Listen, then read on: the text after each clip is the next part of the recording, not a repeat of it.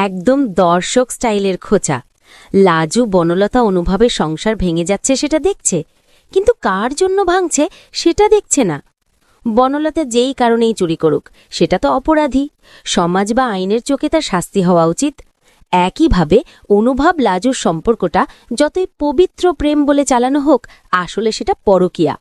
তাই দর্শকরা প্রশ্ন তুলছেন, লাজু কেন একটা মহান সাজছে যখন সে জানে বনলতার অপরাধের প্রমাণ পাওয়া গেছে।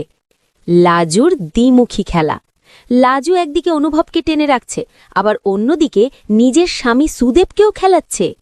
সে বনলতা অনুভবের সংসার ভাঙা নিয়ে চিন্তা করছে, অথচ আসল কারণটা বুঝতে চাইছে না। দর্শকরা বলছেন লাজু এতটা কচিখুকি নয়, সে ভালোভাবেই জানে অনুভবের মন তার দিকে চলে গেছে। দর্শকের বিশ্লেষণ, যদি লাজু সত্যিই চাইত বনলতা অনুভব সুখে সংসার করুক, তবে সে নিজেই সরে দাঁড়াত। বনলতাকে পুলিশের হাত থেকে বাঁচাতে হলে লাজুর উচিত ছিল নিজের সংসার থেকে বিদায় নেওয়া, কিন্তু লাজু সেটা করছে না, বরং নাটক দেখাচ্ছে। দর্শকের প্রতিক্রিয়া, কেউ বলছেন লাজু একসাথে দুইজনকে খেলাচ্ছে, আবার কেউ মনে করছেন লাজু আসলে নিজের স্বার্থেই সব করছে।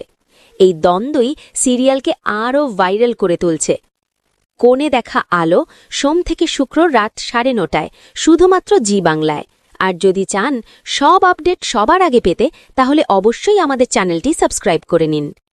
লাজুর দ্বিমুখী আচরণ, বনলতার অপরাধ, অনুভবের টানাপোড়েন, সব মিলিয়ে সিরিয়াল এখন একেবারে উত্তেজনার শীর্ষে।